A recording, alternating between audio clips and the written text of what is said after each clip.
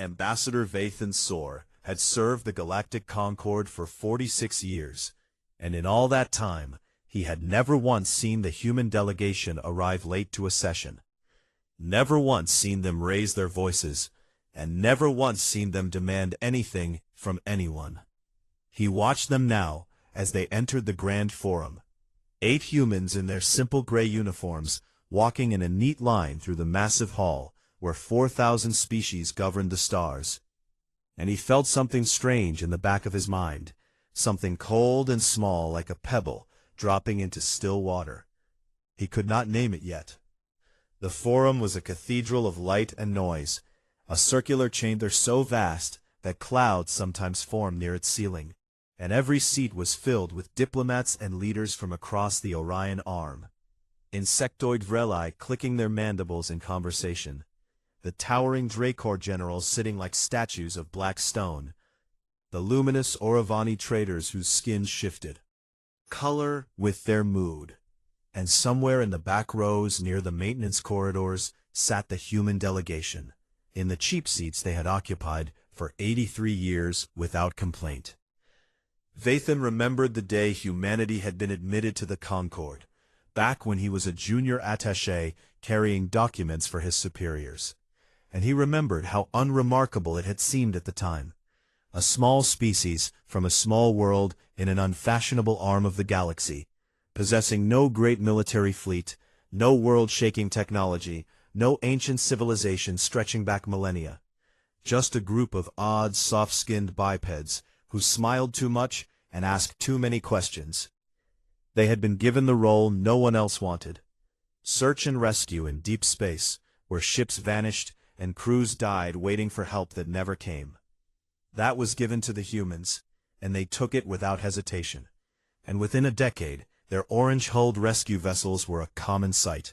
Dangerous corridor of the galaxy, and spacers of 100 species learned to feel relief at the sight of that ugly human color blazing against the black. Medical research on alien diseases that no species wanted to fund, because the victims were always someone else.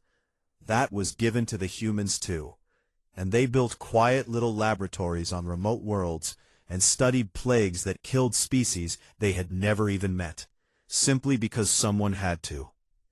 Disaster relief and frontier infrastructure and cultural preservation for dying civilizations, all of it fell to the humans, and they carried it all on their small shoulders, without ever asking for a seat at the high table.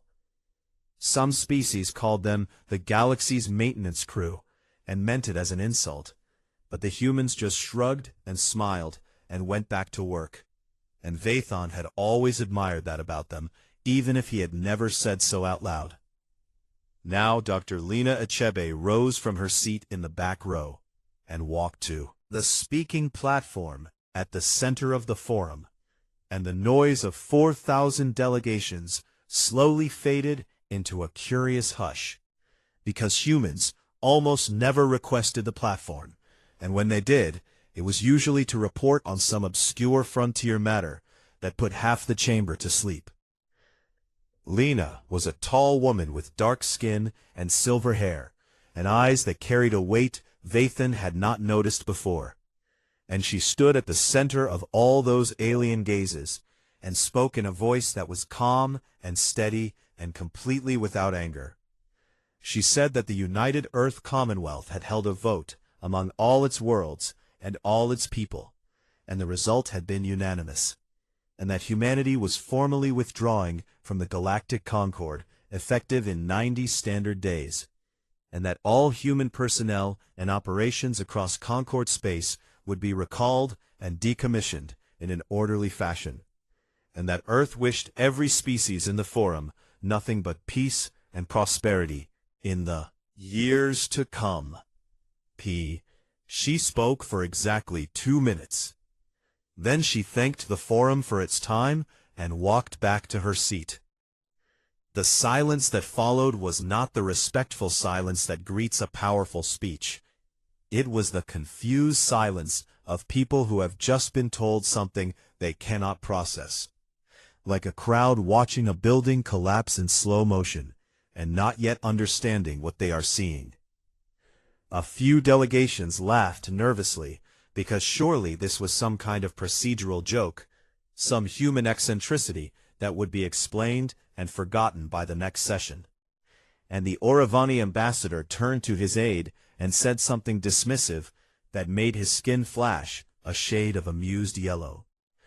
The High Arbiter, an ancient Vreli whose compound eyes had seen 10,000 sessions, tapped her ceremonial staff and declared the announcement noted as a procedural curiosity, and moved on to the next item on the agenda, which was a trade dispute about mineral rights in some forgettable asteroid belt. And just like that, the galaxy moved on, but Vathan did not move on. He sat in his seat and stared at the human delegation, and watched them gather their things quietly and file out of the chamber without looking back. And the cold pebble in his mind had grown into something heavier now, something that pressed against his chest like a hand pushing him underwater. He stood and followed them. He caught Lena in the corridor outside the forum, a long hallway of polished stone, where the light came through tall windows and painted everything in shades of gold. And she turned to face him, with an expression he had seen before on the faces of surgeons and soldiers, the face of someone who has made a terrible decision and is at peace with it. He asked her why.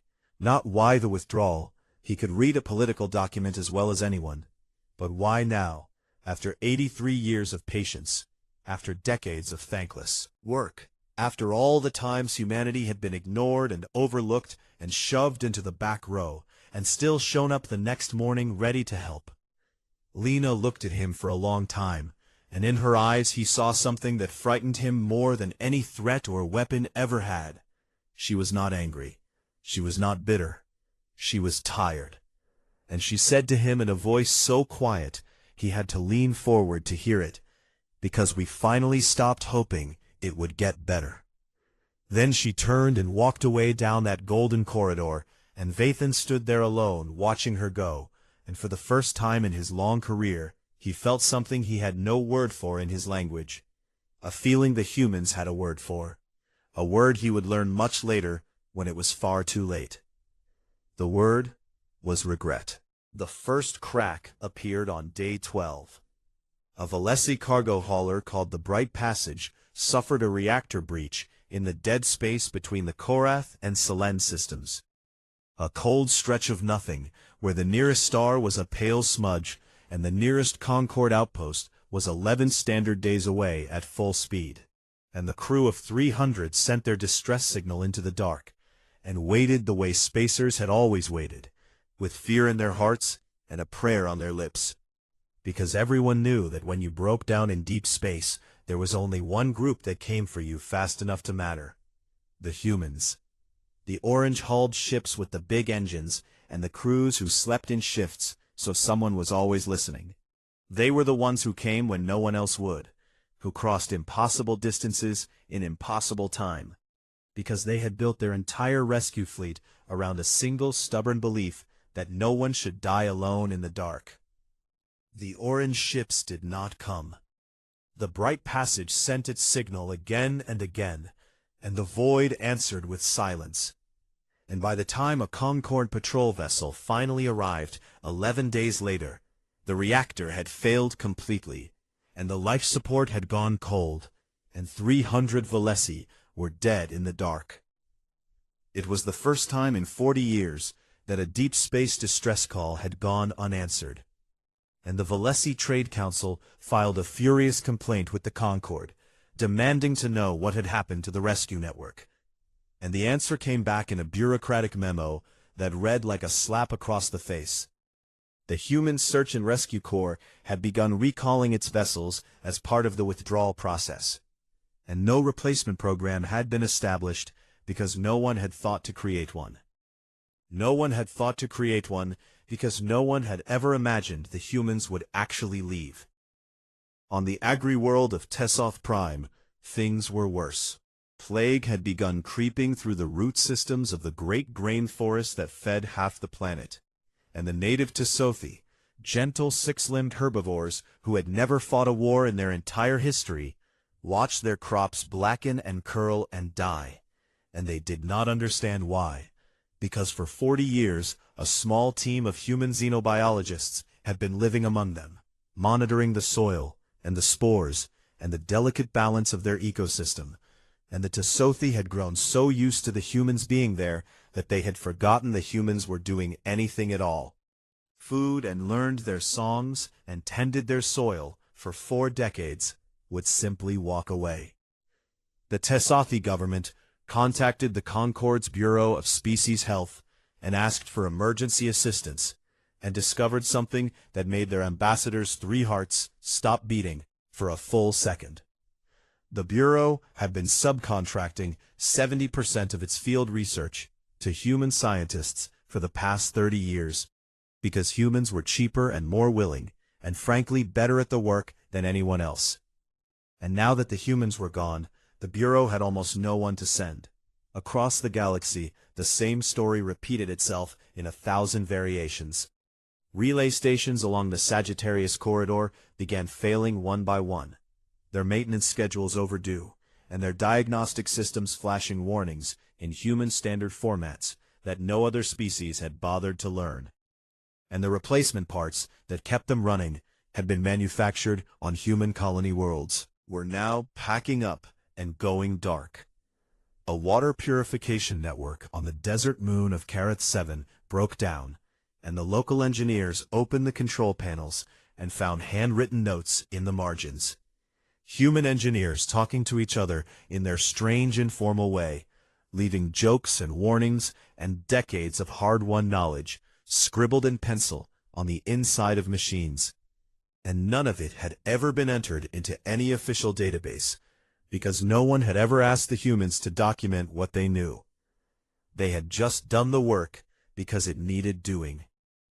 Ambassador Vathan spent those weeks in a state of growing horror, not because of the systems that were breaking, but because of what he was discovering about the systems that had been working all along.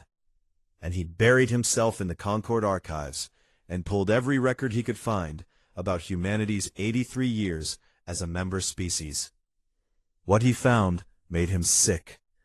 1,200 formal proposals, submitted to the Concord by the human delegation over 8 decades, proposals on refugee resettlement and ecological preservation, and rights for uplifted species, and medical funding for frontier worlds, and 100 other causes that mattered to no one except the people who were suffering.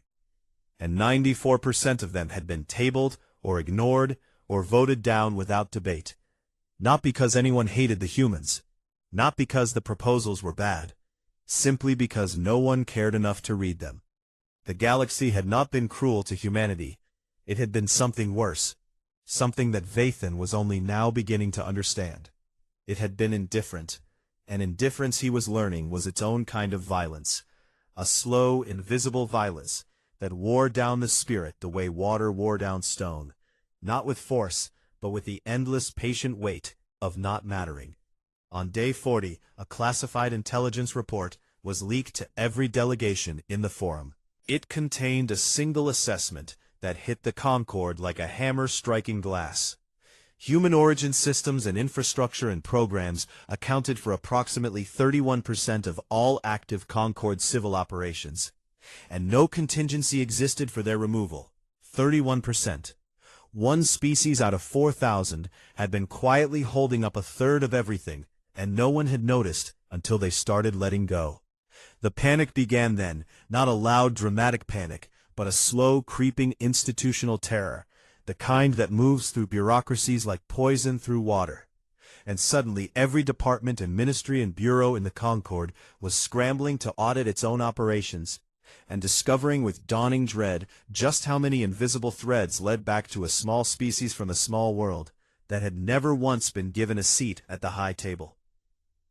Vathan sat alone in his office that night and stared at the data on his screen and thought about all the times he had walked past the human delegation in the corridors of the forum and nodded politely and never stopped to talk. And he thought about Lena's tired eyes and her quiet voice saying those words that would haunt him for the rest of his life. because we finally stopped hoping it would get better. He understood now. They had not left because they were angry. They had left because they had poured everything they had into a galaxy that took and took and took and never once looked up from its own affairs long enough to say thank you. And the worst part, the part that kept Vathan awake that night and many nights after, was that he could not honestly say they were wrong to go. By day 60, the galaxy had tried everything except the one thing that might have mattered. The Auravani were the first to make their move, because the Auravani were traitors, and traitors believed that everything had a price, and every problem could be solved with the right offer. And so the Auravani Trade Syndicate assembled the most extravagant economic package in the history of interstellar commerce, and sent their finest negotiator, a shimmering creature named Paleth, whose skin turned the color of liquid gold when he was feeling confident, to the human embassy on Concord Station. Paleth laid it all out on the table, with the practiced grace of someone who had closed 10,000 deals. Exclusive trade routes through the richest corridors of the galaxy, mineral rights to 7 untapped asteroid belts, a permanent seat on the High Council with full voting authority, and a financial endowment so large that every human alive would never need to work again. And let his skin glow with satisfaction, and waited for the humans to gasp and accept. Dr. Lena Achebe listened to the entire presentation without interrupting, and when Paleth was finished, she thanked him for his generosity and said no. Paleth's skin went from gold to the pale gray of confusion, and he asked what more they could possibly want. Lena looked at him and said, "You are not offering us a seat because you respect us. You are offering it because the lights are going out." Paleth opened his mouth and closed it and opened it again, and for the first time in his career he had nothing to say, because she was right, and they both knew it, and there was no deal clever enough to disguise the truth, that the galaxy was not offering humanity a place at the table.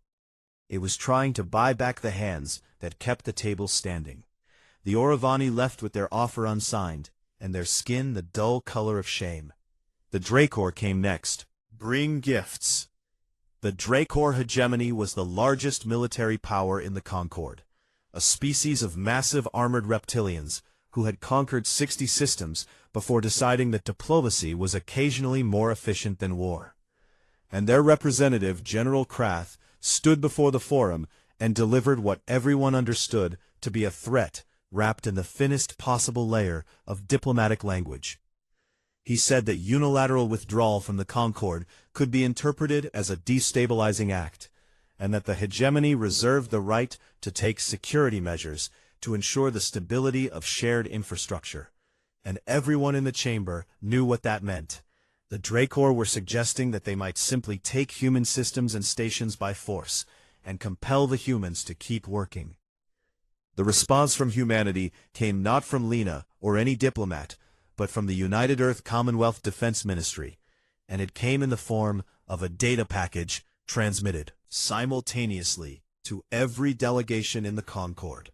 The package contained complete technical schematics of the Dracor's classified military satellite network, every orbital weapons platform, every surveillance node, every communication relay, annotated in precise detail with their structural vulnerabilities and blind spots, and the exact frequencies needed to shut them down. Attached was a single note that read, "We mapped these during a search and rescue operation near your border 12 years ago when we pulled a Dracor crew from a dying frigate. We said nothing because we were your allies. We are still saying nothing. We are simply leaving." General Krath read the message, and his armored scales went rigid, and he said nothing more about security measures, not then and not ever, because in that moment every species in the galaxy understood something that they had somehow failed to grasp in 83 years of sharing space with humanity. Never been weak. They had been kind, and those were not the same thing. The silence from the Dracor was deafening, and it echoed through the corridors of the forum like a warning bell.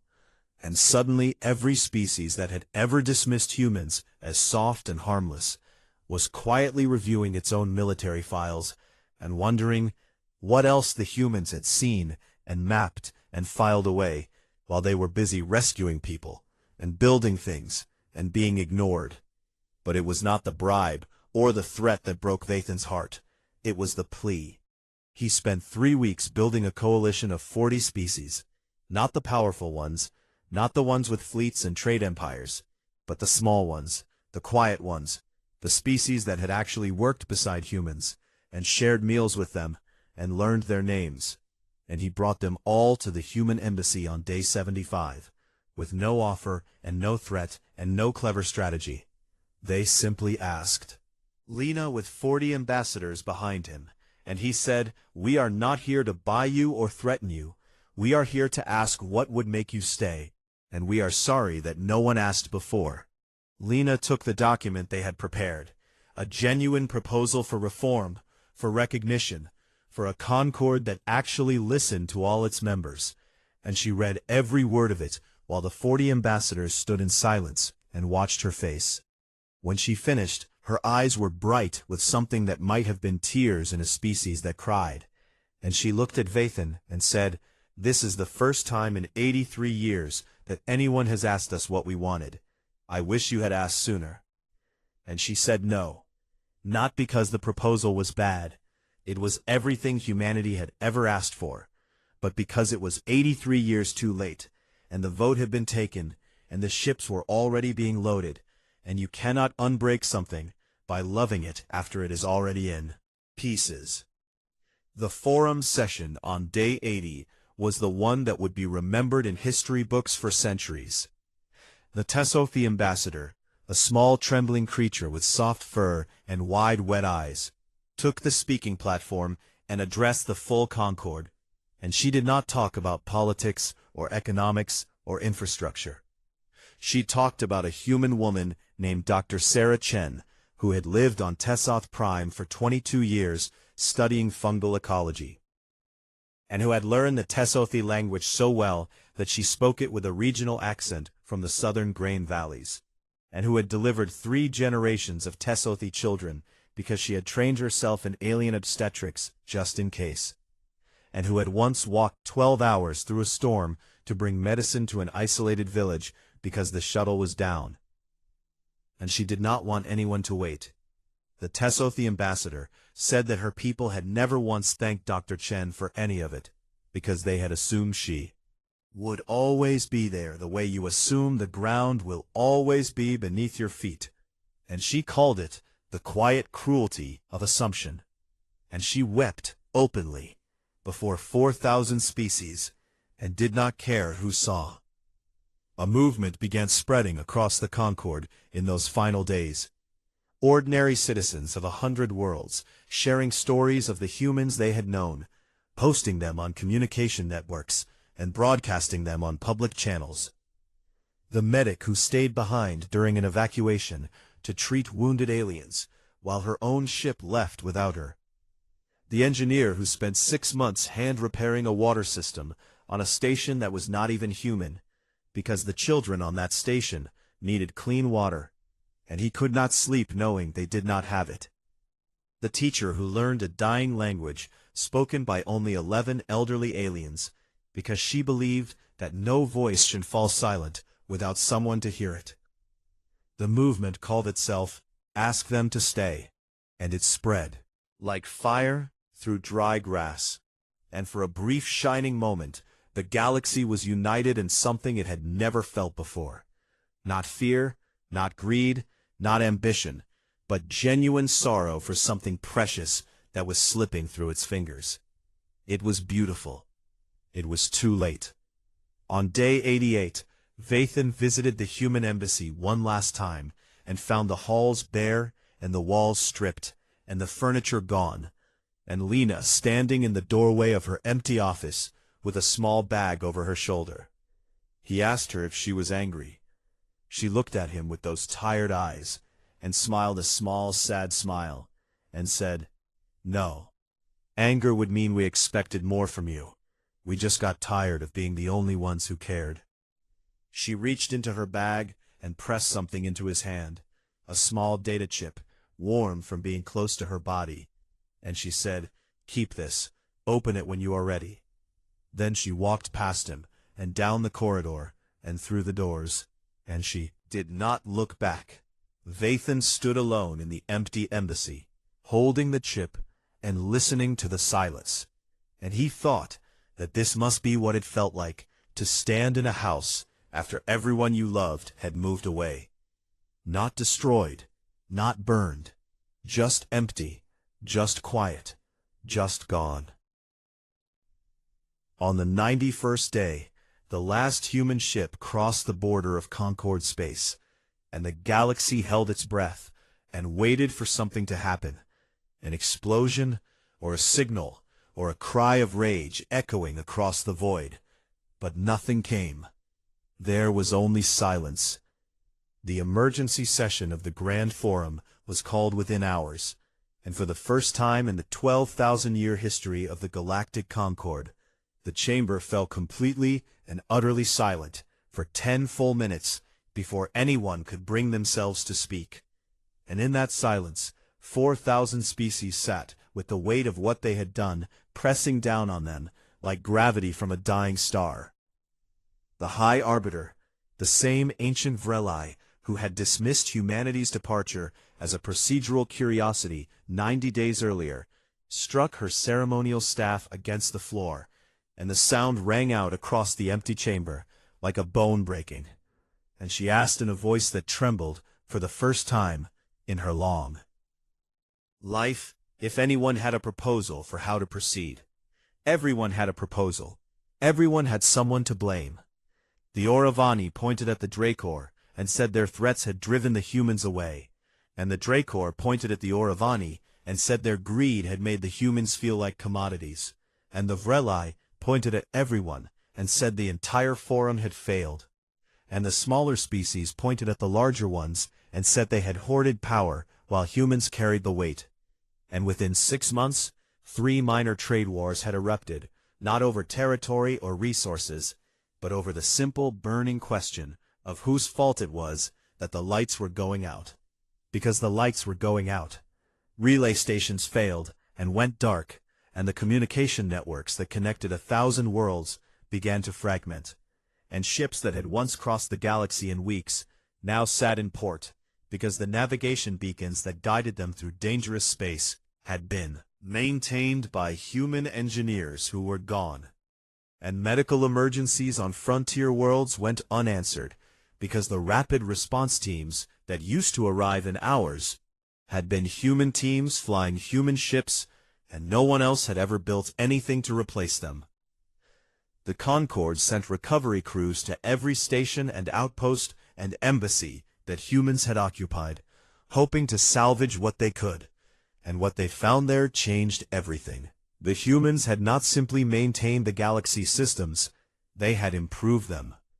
Quietly and without permission and without telling anyone and without ever claiming credit, human engineers had been upgrading relay stations for decades, replacing old components with better ones they had designed themselves, optimizing power systems to run more efficiently, extending the operational life of equipment that should have failed years ago, and none of it was in any official record, because no one had ever asked what the humans were doing inside those machines, and the humans had never fought to boast about it.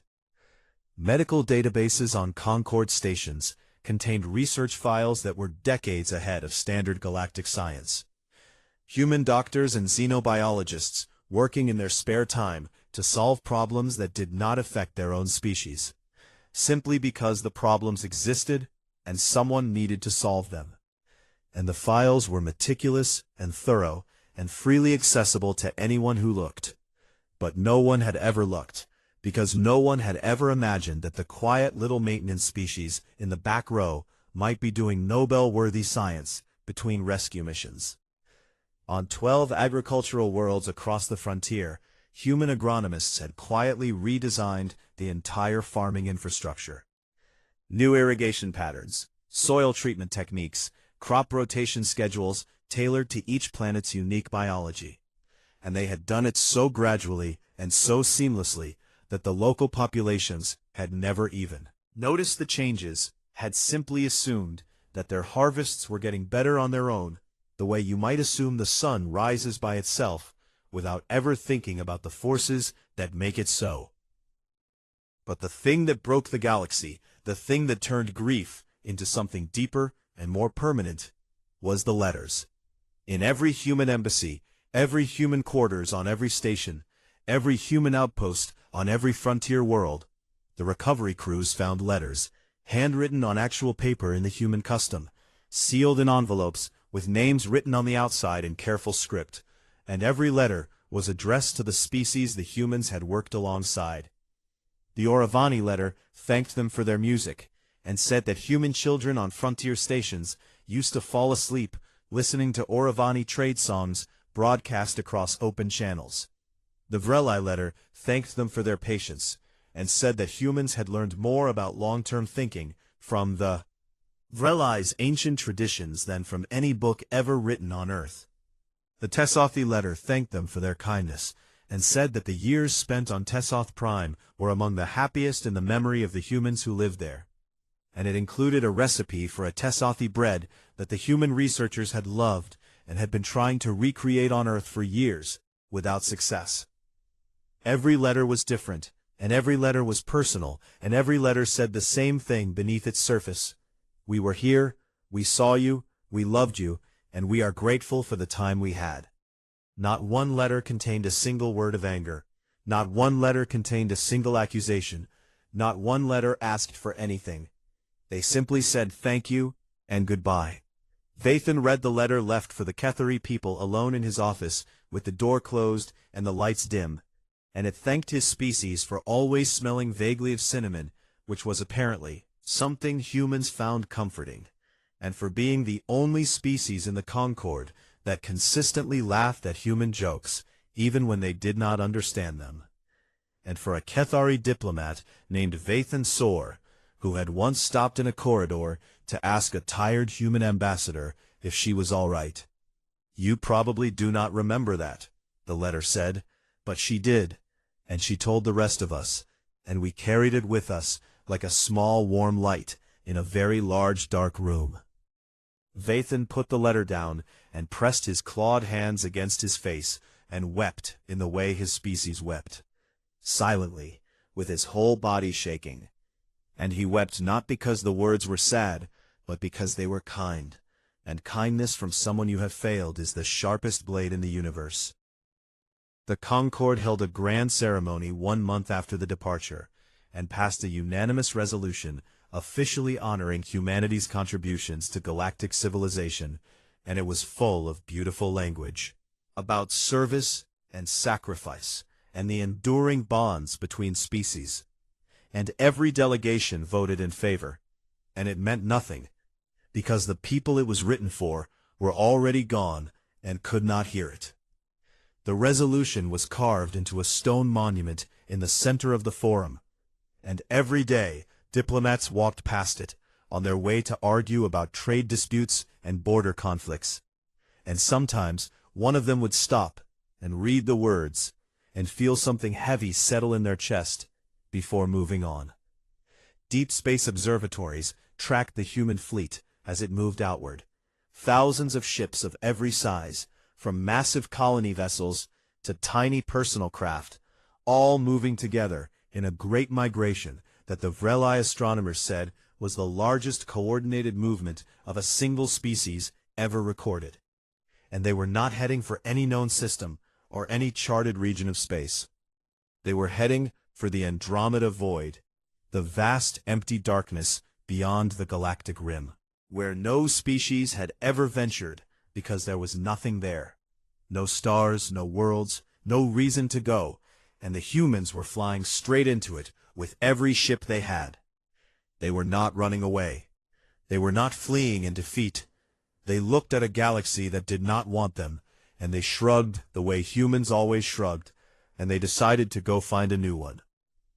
A Concord signals officer, a young Cathari woman named Thissa, who had just started her career and had never met a human in her life, was monitoring the deep space channels when she picked up a faint transmission from the departing fleet, barely a whisper against the background noise of the universe. It was not a message. It was not a distress call, or a political statement, or a final farewell. It was music, an old Earth melody, carried across the void, sung by human voices in a language Thissa did not speak. And she sat at her console and listened to it fade into the distance. Did not understand the words, but something in the melody reached past language and culture and biology and touched something fundamental in her. Something that all living things share, regardless of what world made them. She wept, and she did not know why.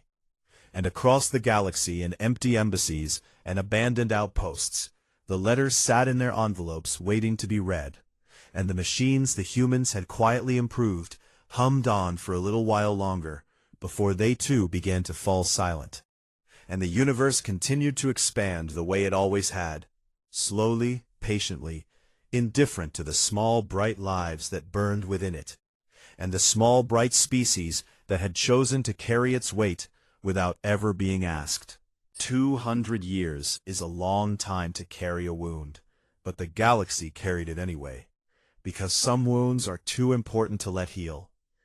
Vathan Sor had been dead for 130 years, and his bones rested in the red soil of the Cathari homeworld, beneath a stone that bore his name, and a single inscription he had chosen himself. He should have asked sooner. And visitors came from across the galaxy to read those words and stand in silence before the grave of the diplomat who had tried to stop the door from closing and failed. His great-granddaughter Soraya Cathari Vathan had inherited his sharp mind and his heavy conscience, and she had spent her entire adult life studying what the Cathari now called the Quiet Departure, a name that had spread to every species in the Concord and become one of those phrases that carried the weight of a civilization's shame in just 3 words. The galaxy had survived the departure, but it had not survived unchanged. Years after the humans left had been brutal. Systems failing, networks collapsing, plagues spreading unchecked, species turning on each other in fear and frustration. And the Concord had nearly dissolved twice in the first 50 years as old alliances shattered under the strain of actually having to do the work that humans had been doing quietly for almost a century. But the galaxy had also learned.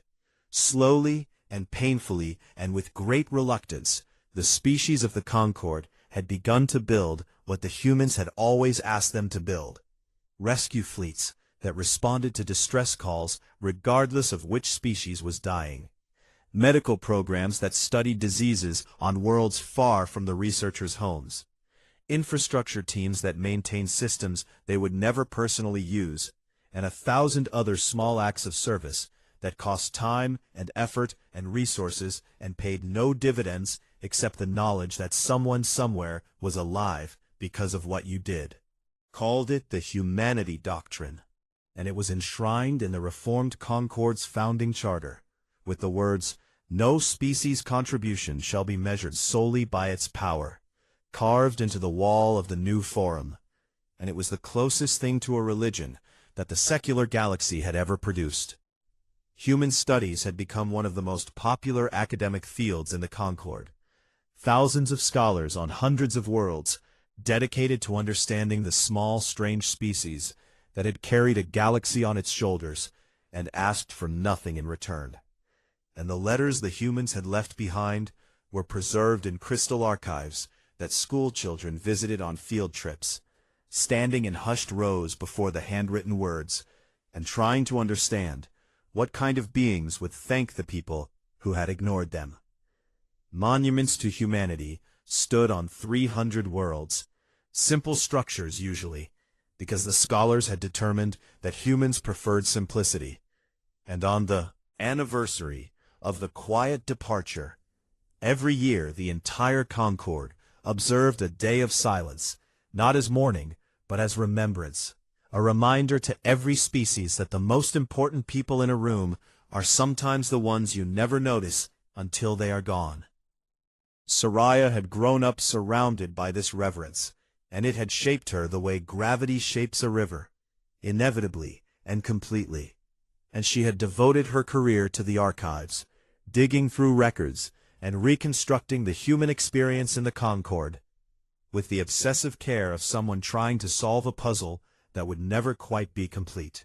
She knew more about humanity than perhaps any living being in the galaxy, and yet she felt she understood them less with every passing year, because the more she learned, the more she realized that understanding humans was not a matter of facts and data, but of something deeper, something her species did not have a word for, a quality that made humans carry water to strangers, and learn dying languages, and fix machines in the dark, and write thank-you letters to people who had never thanked them. She was in her great-grandfather's personal archive, a small room in the family home filled with the accumulated documents of his long career, when she found the data chip.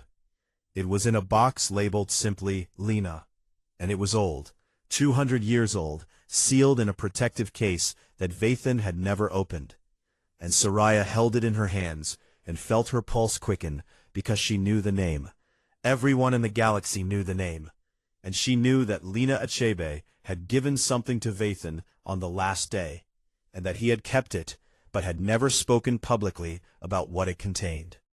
She brought the chip to her laboratory and placed it in a reader, and the air above her desk shimmered and resolved into the image of a human woman sitting in an empty office. Lena Achebe looked older than she did in the historical recordings, thinner, and her dark skin was lined with the fine cracks of exhaustion and sadness. And she sat behind a bare desk, in a room stripped of everything except the chair beneath her and the camera before her. And she looked directly into the lens, with eyes that were clear and calm and impossibly gentle. She spoke. "If you are watching this," she said, "it means someone remembered, and that is all we ever wanted."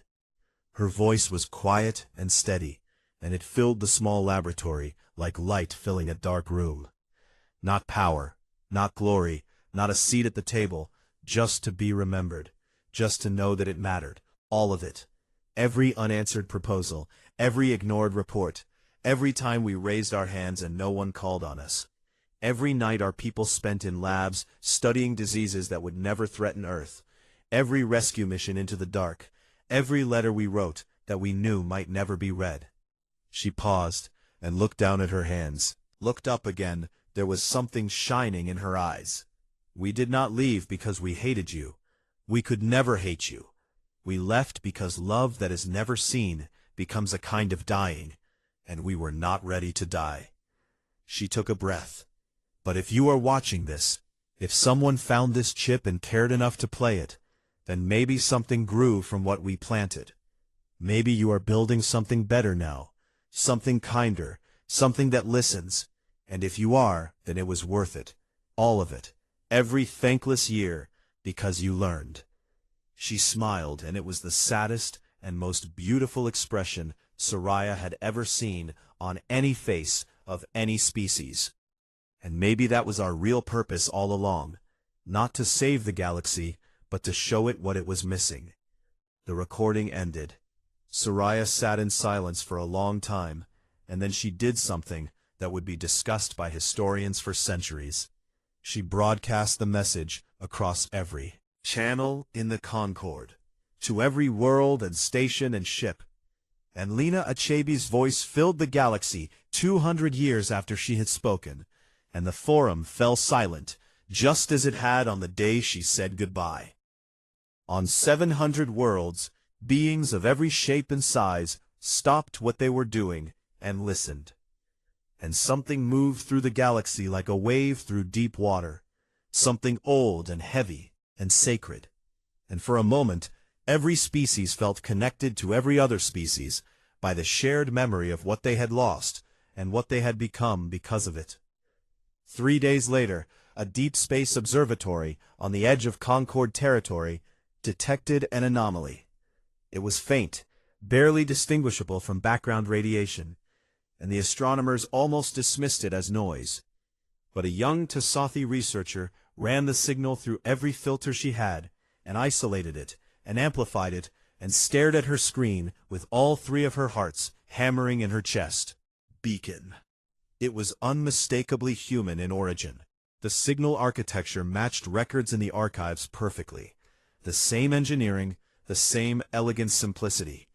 And it was coming from deep inside the Andromeda Void, from a region so far beyond the galactic rim that the light from Concord space had not yet reached it. The beacon carried a data packet, and the data packet contained a message, and the message was written in 4,000 languages, one for every species in the galactic Concord, each translation precise and careful and perfect. And it said the same two words in every tongue: still here. Soraya read the message standing in the forum, surrounded by 4,000 delegations, and the silence that followed was not the silence of grief or shame or confusion. It was the silence of a galaxy looking up. For 200 years the Concord had carried the weight of what it had done. The quiet cruelty, the careless indifference, the long blind years of taking without seeing. And it had built something better from the ashes of its failure, not because it was wise, but because a small stubborn species had shown it what wisdom looked like, by living it every day in the dark and the cold and the silence, without recognition.